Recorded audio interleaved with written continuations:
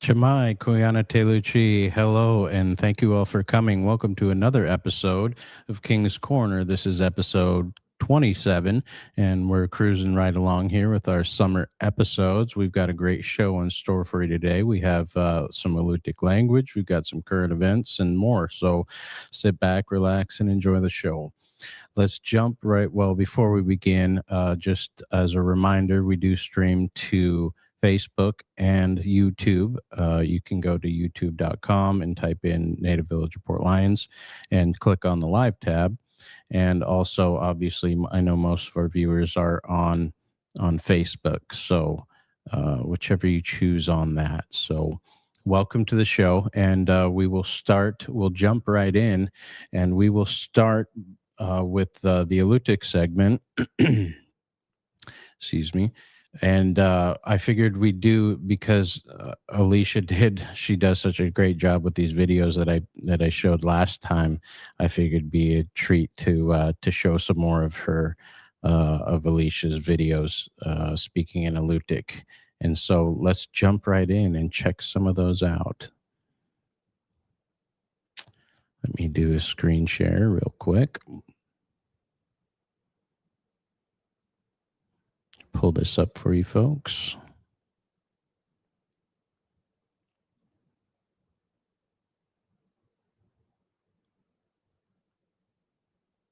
Okay. Pingakan ka? So some of these are a little easier. Some of them are a little more challenging, but let's get into it and take a look. Kuyana. Kuyana. Kuyanedok. Pingakan ka? Pingakan ka? Kuyana. Kuyana. Kuyanedok. Kuyanedok. No thanks necessary, or is sort of shorthand, could be for you're welcome. No need to thanks. Or to give thanks, excuse me. Pingakan ka? Pingagatan ka. Do you like them? Pingagatan ka. Pingakan ka? Pingakan ka. Yes, I do like them. Let me switch to the next one. Easy. Some, like I said, a couple of these are easy. Some of them are a little more challenging.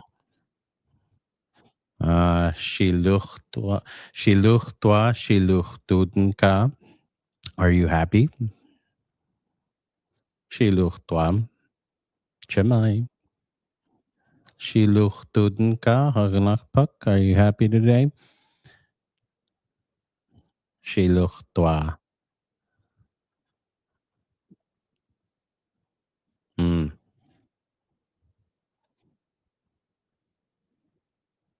Shiluch tua. That should be our word for today. Shiluch tua. It's a beautiful day here in Port Lions, and it's definitely warm today.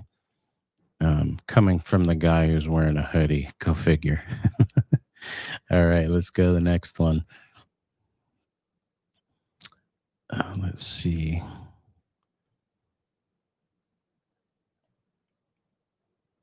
Okay, here comes a little tougher one here, guys and gals. Nama igach sutka. Igach sutka. Nama, where is it? Igach sutka. Where's my pen? Nasuaka.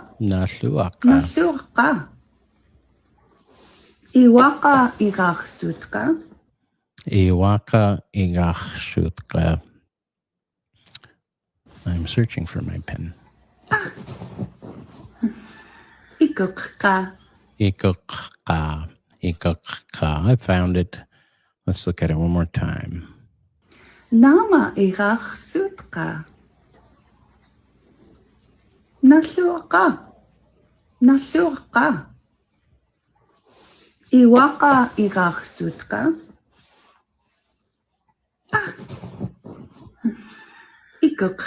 Ikukka. Adahwa.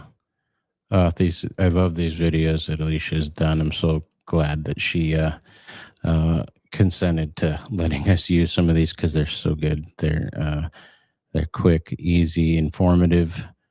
Okay, here's one that is a little bit more difficult. Well, I hope we can get this one to work. This one's a fun one. Let me start from the beginning. Sakulkanamak pikhuski Shakushkanamak pikhushki. Anechtochaka kushkamak. I don't know why we keep getting that error at the end. Sakulkanak tanglaya. Sakulkanamak pikhuski. Oof. Oh man. Okay, so Shakushkanamak pikhushki chalachman. Palagaman. A bird hit the window. Anechtochaka Anechtuchaka kushkamak. kushkamak. Sakulkanak tanglaya. Shakushkanak tanglchaya. And that's a tough one there. The tanglchaya. If we looking at these videos are so good because we can see them illustrated right here. Tang ng is the ng obviously, and then the double L is the and then the R is the h. So to have those right next to each other can be challenging sometimes. Tanglchaya. Shakushkanak tanglchaya. It's a fun one. Let's listen to it one more time. Sakulkanamak pikhuski chalagaman. Anechtochaka kushkamak.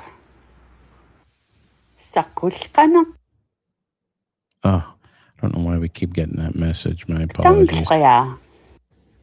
Sakulkanamak pikhuski chalagaman. Okay. Well, we get the gist of that one, but that one's a little more difficult. And her enunciation and pronunciation are so good. Great example to follow. We thank Alicia. All right. Another one, a little more difficult. Alkhani unguwaka ajehil agum ngama kashkama chanyani. You can tell she likes her cats.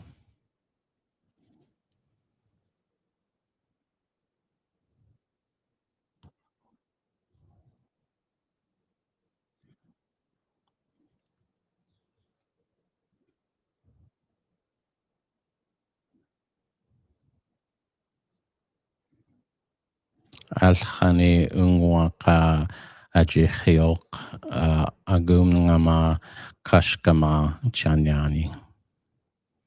Very cool. All right. With that, that is our first portion, our first segment that I wanted to share with you all. I don't know why it keeps giving this message here. We will go to our next Alutiiq part, which is a fun one and one I think that's coming up here pretty soon here for all you berry pickers out there. Let's check it out. So the Alutiiq word of the week is berry picking. Nunakuluni, alachnach shuchluni, kiachmi nunagudach dugut alachnanak.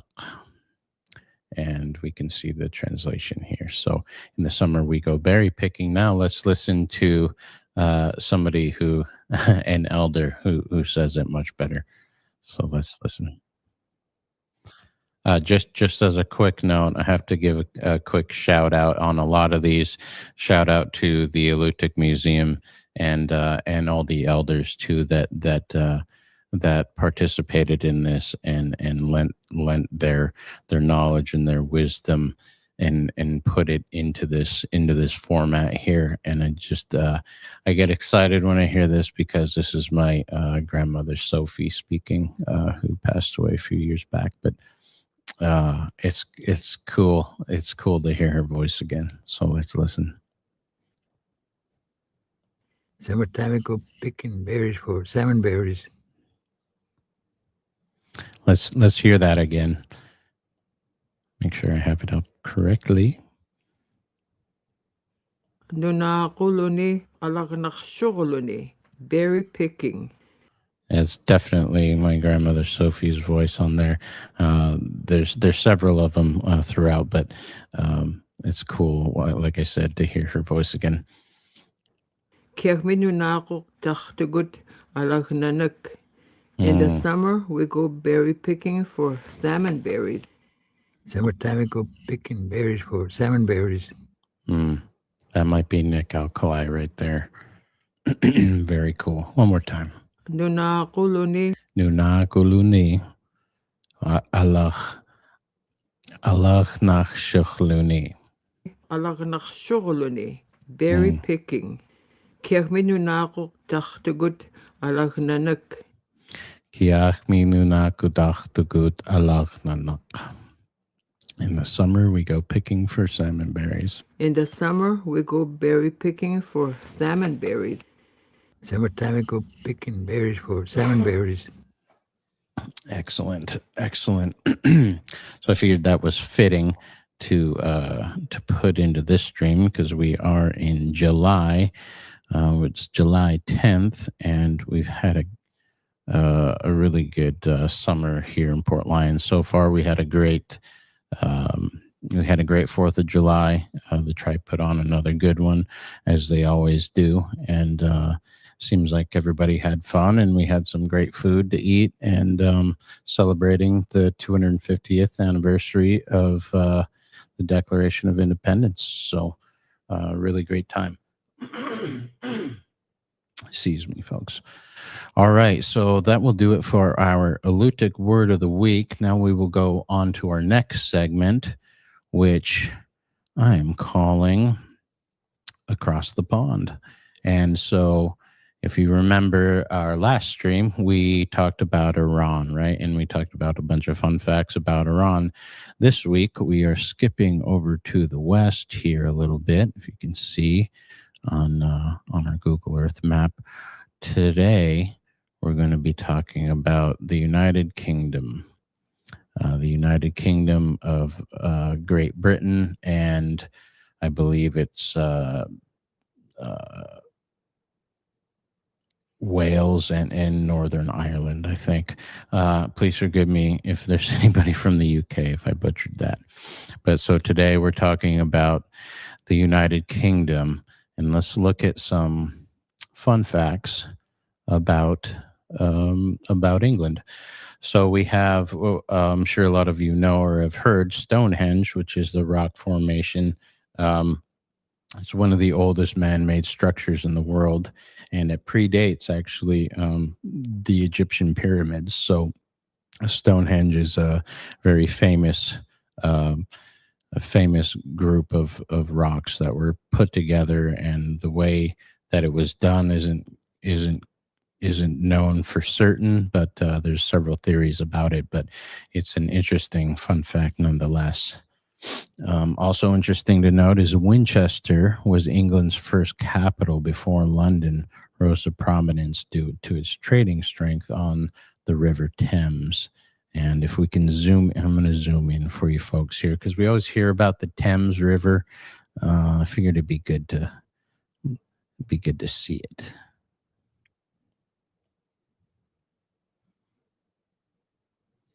Let's zoom in just a little more.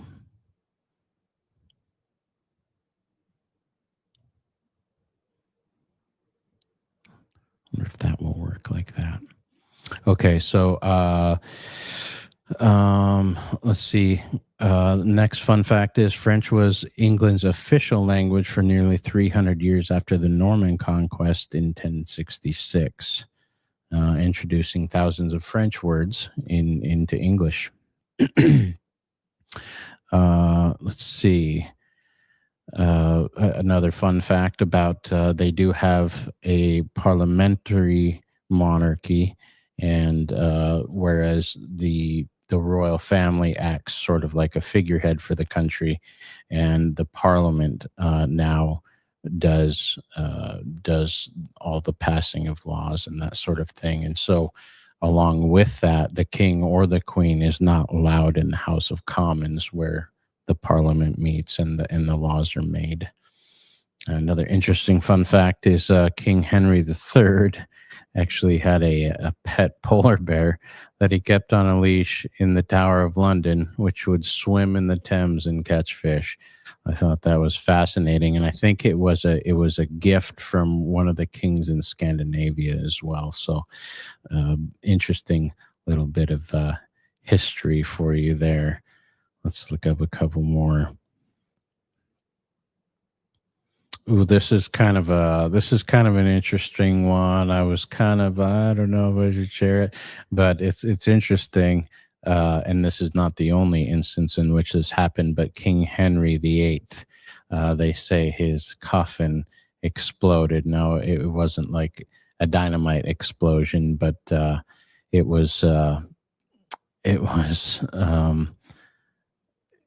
it was because of the decomposition of his body over time, released gases, and they mixed. And what happened is they had a wooden coffin, and on the outside of that they had this like iron cladding or metal cladding where it sealed, and essentially just built up pressure until it burst. And that happened during his funeral procession, which lasted in England for the monarchs at the time. It was over, and I think today too, but over several days. And so, kind of a weird one, but interesting nonetheless. Let's see. I have some more here too. England has the oldest continuously functioning parliament dating back to 1295. So that's 731 years continuously where they have a functioning parliament. And that's quite an accomplishment to have that kind of longevity with a representative government. So very cool. Also, the Tower of London, which is famous over the years for many different reasons, it's been a palace for some royals. It's been a prison for certain people, and it's also been a zoo. So that I thought that was interesting. It's also England is also home to Oxford and Cambridge, which are obviously world prestigious universities. Two of the most famous universities there in England. It's also home to Wimbledon, the oldest tennis tournament in the world, starting in 1877. So Wimbledon has been going on a long time. And if you're a tennis fan, you probably heard of Wimbledon and enjoy watching those tennis matches. I know I've seen some over the years, and they're always a good time. But that's 149 years that the Wimbledon tournament has been going on in England. It also boasts the oldest continuously operating library in the world. It's called the Bodleian Library, and it's at Oxford, and it dates back to 1602 and has over 13 million printed items. And I thought that was quite an achievement to have a library that's that old. We know there's been other libraries, famous libraries like the one in Alexandria in antiquity that were destroyed, and a lot of times when there's wars, these things get destroyed. And so to have this one open since 1602 is pretty incredible. Very cool. Okay. That will do it for our section of, and I put that across there a little late, folks. I apologize. But next we will go on to our next section, which is current events. And there's one, some of these are dated back a couple of weeks, but these are some of the ones that I found in my research as we're going through them. But the first one is this, folks. And this one, I just have to do this. The Kodiak Airport will be demolished and rebuilt this summer all I can say is thank you, Lord, for that, because all of you traveling folks that leave the island know what a horrible design the Kodiak Airport was, particularly with respect to getting through security. Even having enough room to sit down when you get through security can be a challenge. And then also the baggage claim, which made no sense whatsoever. It's off in a corner, and I mean, the last time I went, I think I waited 40 minutes plus before I could even get, because it's jammed in a corner and everybody's trying to get their bags, obviously. And so this was one that I was like, oh yes, thank you very much for that. So look forward to that. The Kodiak Airport will be demolished and rebuilt this summer. So it's a Benny Benson State Airport.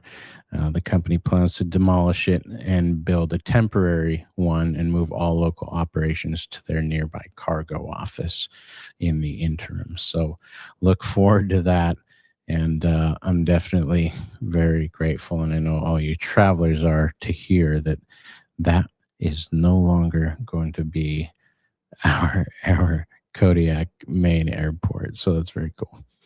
All right. So next in current events, this one's a little bit older, but interesting nonetheless, that I figured I would share with you all, is the Buskin River is obviously closed to Reds here, to sockeyes, and that happened on the 24th of last month. They published it on the 22nd. So I figured to just give you folks on the island and in Kodiak and in the village, if you don't get to Kodiak much, which I don't, just the informational update on that.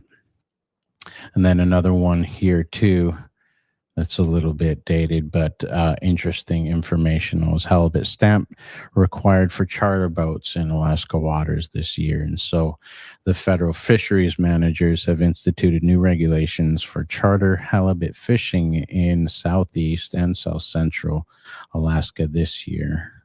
Angler charter fishing in these regions must have a charter halibut stamp in order to keep their catch.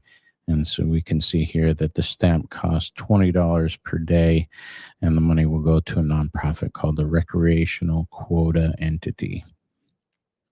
And quick shout out to Catherine Irving for a couple of these articles, and Davis Hovey, and shout out obviously to KMXT.org. Go check them out if you're in town. You can stop by their office on Mill Bay, or definitely check them out at kmxt.org. All right, that will do it for our current events. As far as in the village, we have had a lot of folks getting fish out of the fishing hole, out of the culvert there, or just upstream of the culvert, and a lot of people have been getting fish, so that's a good thing. And it's cool to see a bunch of people subsisting this year. It was mine and Crystal's first time that we had done it in several years. She decided she wanted some fish, and so so we decided to get some, and we kippered some, so it was a good time. And so yeah, there's a lot of fish tending going on this summer, and it's always good to see. All right, and we also have the water sewer project by Antec that is continuing on this year. Hopefully they'll be done here towards the end of the summer, and hopefully we can get our roads back. If you guys know, especially in Knott's, this summer has been really tough on the vehicles, and over, of course, by the water plant and the VPSO building. You guys know, if you've seen it, it's been pretty rough on the roads and on the vehicles and the tires. So keep an eye out for that completion, and hopefully we can have some more insight on that with our next special guest coming up week after next. So more to come on that. All right, with that, we will move on to our next section quickly. And this is, this day in history. So let's look at some fun things that happened this day in history. I just wanted to start with this one's pretty neat. 1776, the U.S. Declaration of Independence is read to George Washington's troops in New York. And as I said earlier, obviously it was the 250th anniversary of our country. We live in a great land. Obviously, we have our issues and our problems. At the same time, it's a good thing, I think, to take pause and be thankful and grateful for the nation that we do have. Like I said, it does have it has its own problems, right? Like every country, but I am definitely grateful to be an American and privileged to be able to serve our country. And so, shout out to all the service members, both civilian and military. Shout out to you folks. All right, we have 455. Roman military commander Atavus is proclaimed emperor of the Western Roman Empire, and this was at a time where, as you guys probably know, the Roman Empire often shared power with its consuls and its different leaders. Later on, you remember Caesar, but this Atavus, he claimed the Western Roman Empire. And so in 660, we have the Battle of Huangsanbo at Nosan, China. 50,000 strong Silla force led by General Kim Yu-shin annihilated an army of Bakji and killed their leader at Gaibek. Wow, that was 660. Wow. In 1357, we have Charles IV, the Holy Roman Emperor, assists in laying the foundation stone of Charles Bridge in Prague. And then in 1371, we have Pope Gregory XI, who appoints Arnold II of Horn as Bishop of Utrecht. In 1401, we have the Turco-Mongol ruler Tamerlane, or Timur, who destroys Baghdad in 1401, killing 20,000 people, man. Another interesting this day in history fact is 1536. We have the French navigator Jacques Cartier returns to Saint Malo, France, from his exploration of Canada. And so he's one of the famous French explorers and claimed a lot of territory for the French, which led to inevitably the French and the British fighting over that over the years. All right.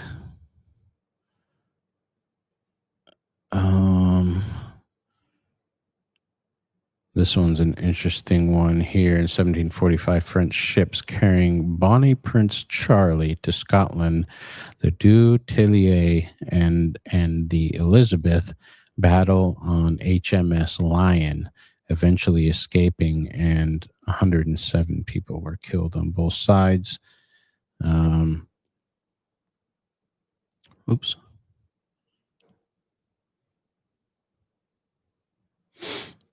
Let's see if there's any more interesting ones.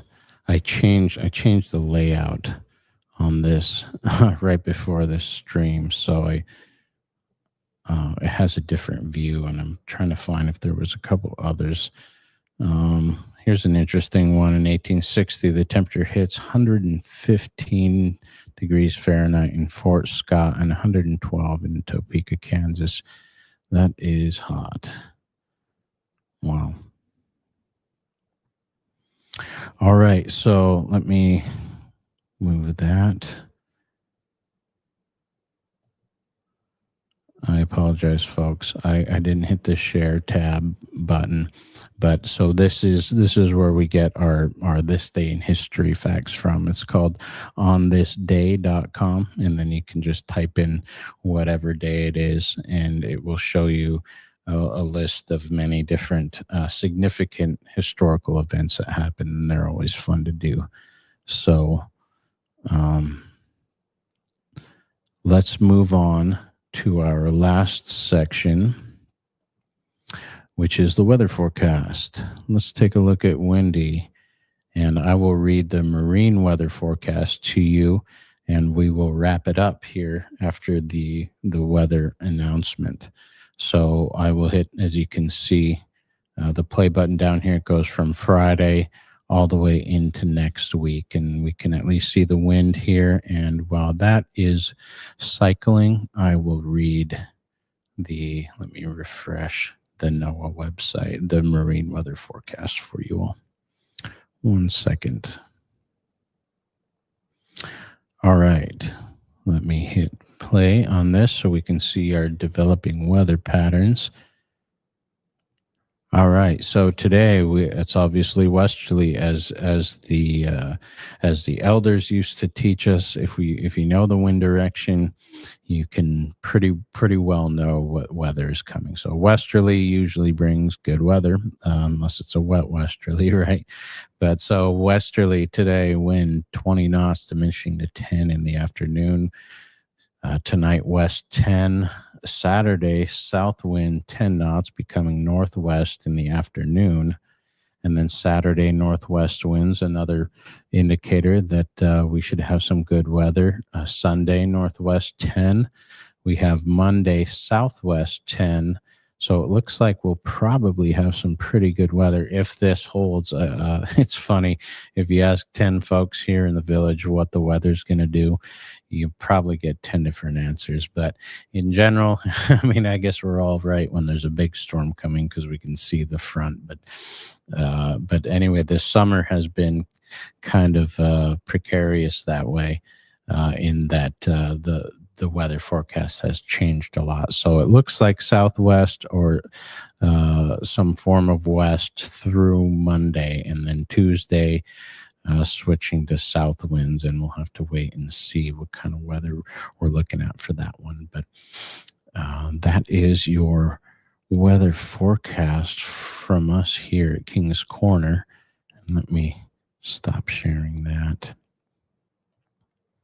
Okay, well, that will do it for another episode of King's Corner. Look forward to another episode the week after next, and then we will probably be having a special edition live stream with some board members from the Afognak Native Corporation. So look forward to that, and excited to have them on and talk to them about various things. So look forward to that. That will do it for another episode of King's Corner.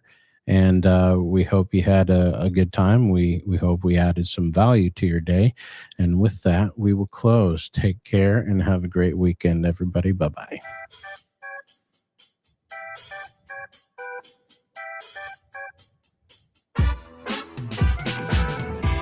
Ooh, and lastly, just before I cut off, hi to my Aunt Patty Prince, who said hello on the stream. So, hi, Auntie. Take care, guys.